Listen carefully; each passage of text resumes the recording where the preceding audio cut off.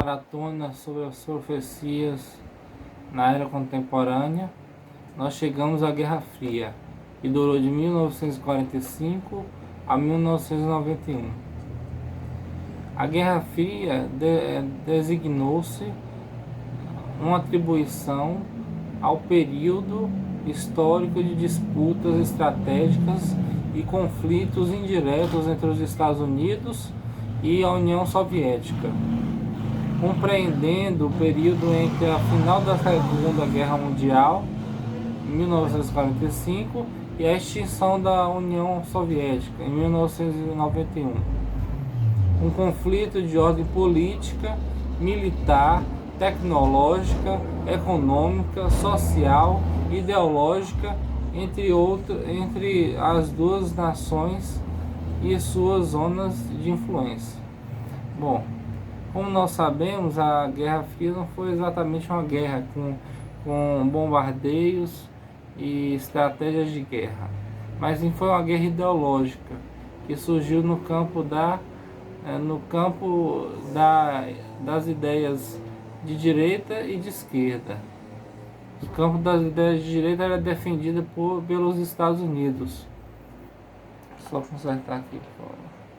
E o campo da ideia da esquerda era defendido pela União Soviética.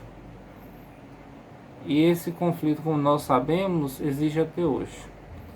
Então foi um conflito ideológico que surgiu naquela época, meados do século XX, e que perdura até hoje. É claro que hoje com um mínimo de efeitos, né? Porque não podemos considerar o Brasil de hoje como Cuba daquela época, que houve o embargo econômico. E também não podemos considerar o Brasil de hoje como os Estados Unidos daquela época. Porque em questão de potência mundial, os Estados Unidos é infinitamente superior ao Brasil. Mas em questões ideológicas, aquelas ideias se tornaram muito antiquadas, porque já fazem parte de outro contexto histórico. E temos que ver que já estamos no século XXI. O mundo mudou. Continuando, após esse período de embate, como podemos ver, atualmente o viés ideológico tem prevalecido nos debates governamentais, como acabei de falar.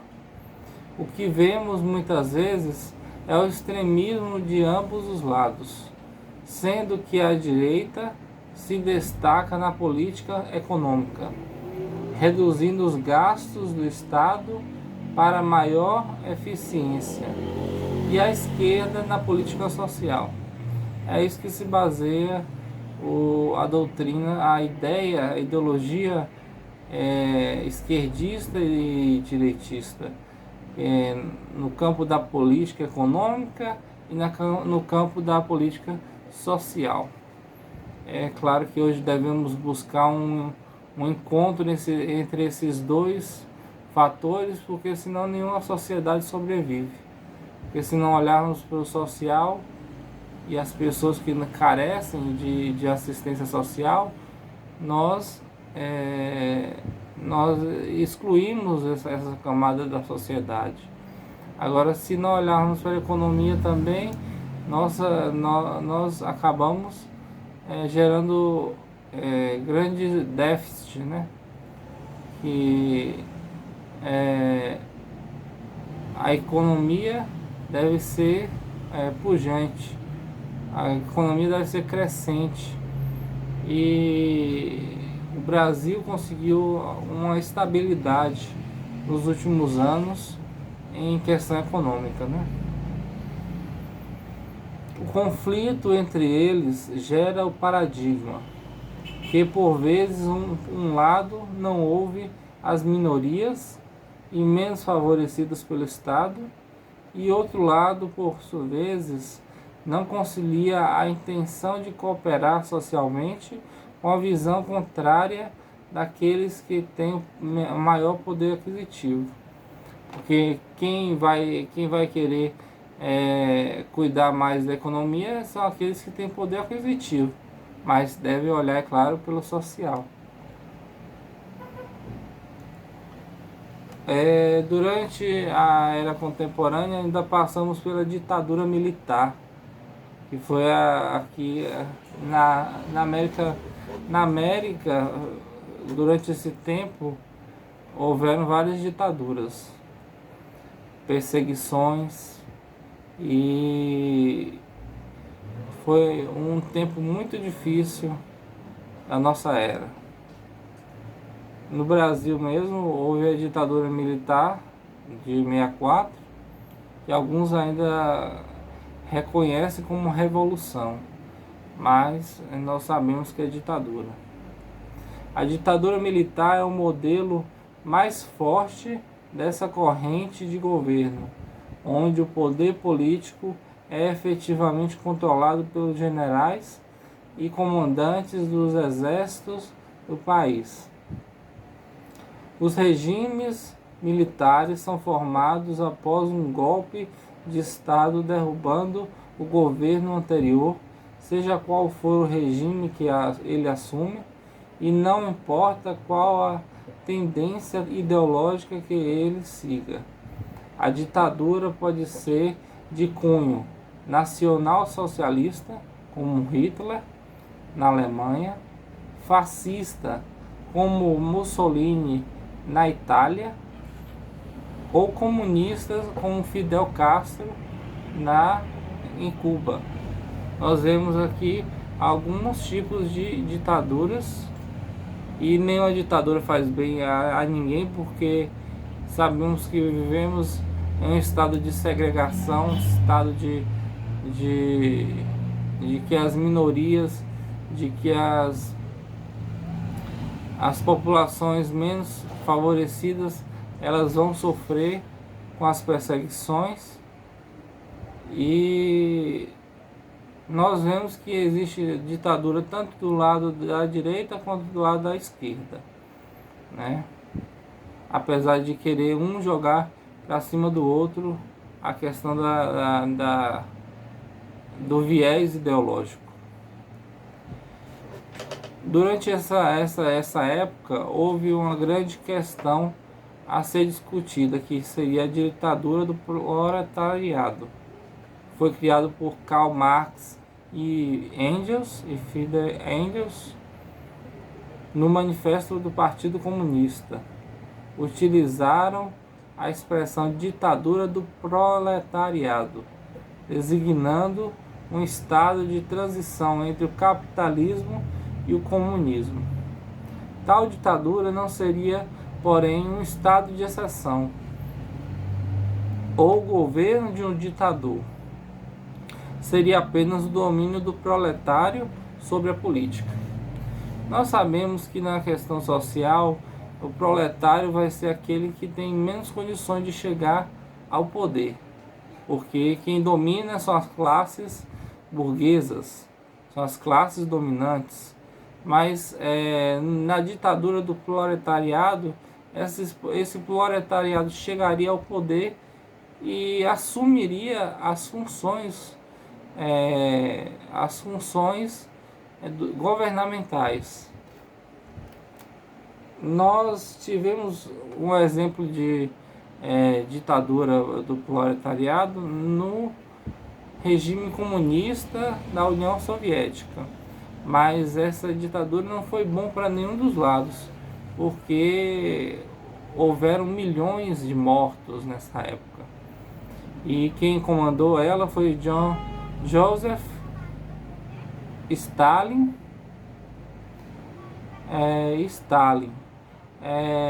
Foram revolucionários comunistas e políticos soviéticos.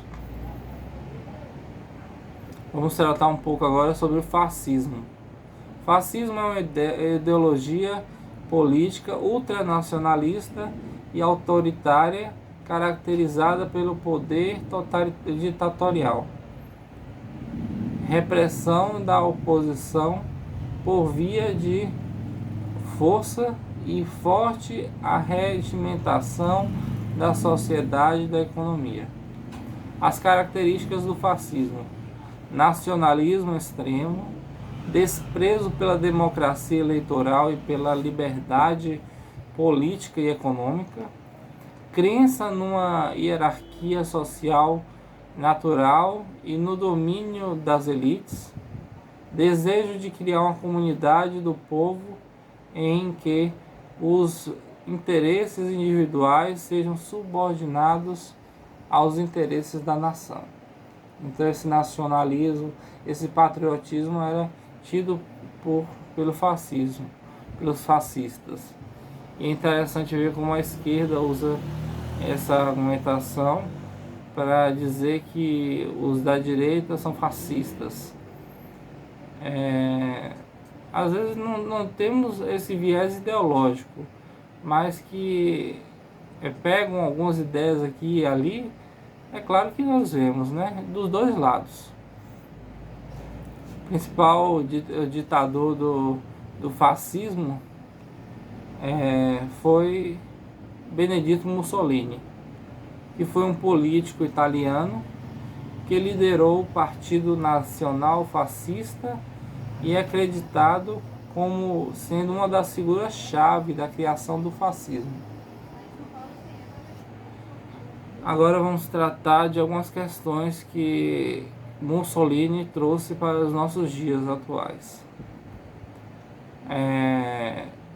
Apocalipse 17, 1, 2 vai dizer assim: Vem, mostrar-te-ei julgamento da grande meretriz, que se acha sentada sobre muitas águas, com quem se prostituíram os reis da terra, e com o vinho da sua devassidão foi que se embebedaram os que habitam na terra. É interessante essa passagem porque a Bíblia vai dizer que existe uma mulher virgem pura, que é a igreja, e uma mulher prostituta, que se prostituiu com os erros da terra, com os reis da terra. Nisso nós podemos ver que, como já falamos no período histórico e ao longo das nossas aulas, a Igreja Católica foi quem se prostituiu com os reis da terra, matando muitos durante a Inquisição, fazendo absurdos, proclamando a palavra de Deus, vendendo terreno do céu.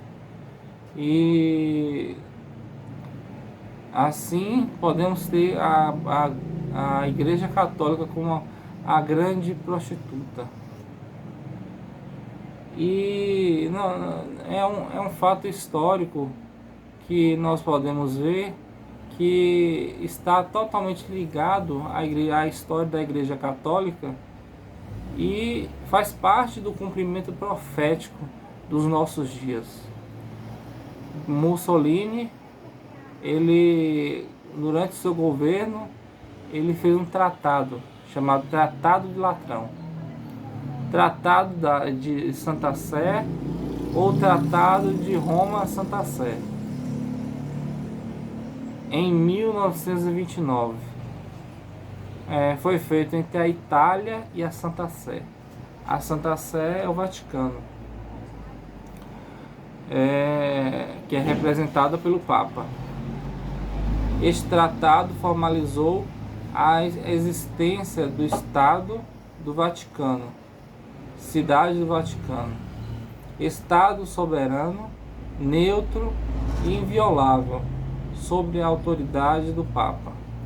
Agora, os papas teriam mais um poder, eles seriam reis, porque a autoridade do Papa ganha notabilidade a partir de Mussolini, que com esse tratado deixa o Vaticano sob os cuidados do Papa. Agora, o território italiano continua com o primeiro-ministro, é, e o presidente, e agora o Estado do Vaticano tem a autoridade do Papa. E nós sabemos que o Papa só troca quando ele morre. Então seria, com exceção de Bento XVI, que sai antes, o Papa ele fica no cargo até a sua morte.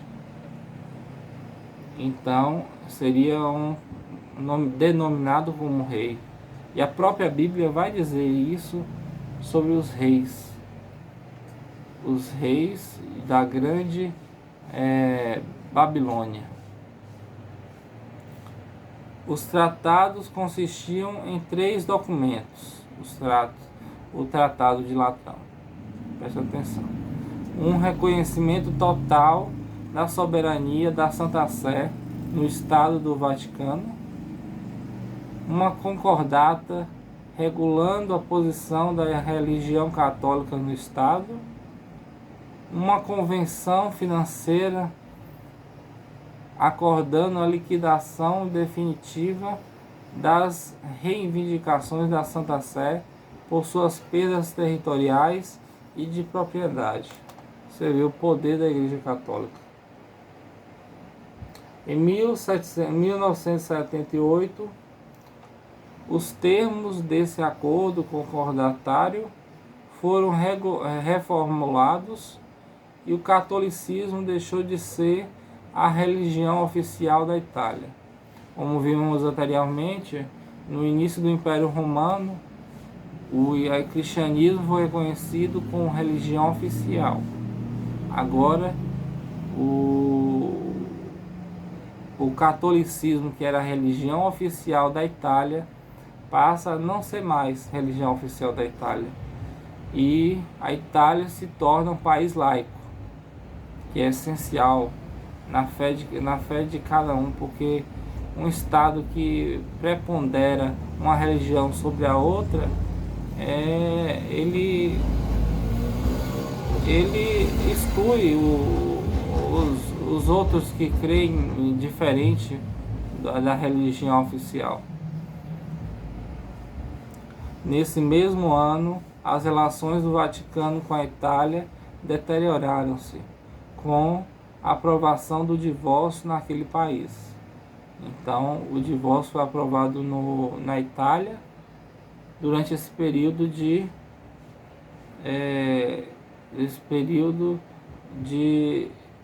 mudanças, né? Porque o Estado passa a ser laico e o divórcio sendo aprovado. Em fevereiro de 1984, uma concordata firmada entre a Santa Sé e o governo italiano modificou alguns termos do Tratado de Latrão. Aboliu a obrigatoriedade do ensino religioso, que passou a ser oferecido somente a pedido dos pais de aluno. O Vaticano permaneceu como Estado soberano, governado pelo Papa e com sede em Roma, que contudo perdeu o título de cidade sagrada. Então, ao longo do tempo, ao longo dos anos, nós vemos que houveram diversas modificações no tratado, modificações na concepção do cristianismo, do catolicismo, e nós vemos que a igreja não vai se adaptar a algumas dessas reformas feitas pela Itália, mas que a igreja continua tendo o seu estado oficial, o Vaticano, ela continua, porque isso foi previsto lá desde o Mussolini.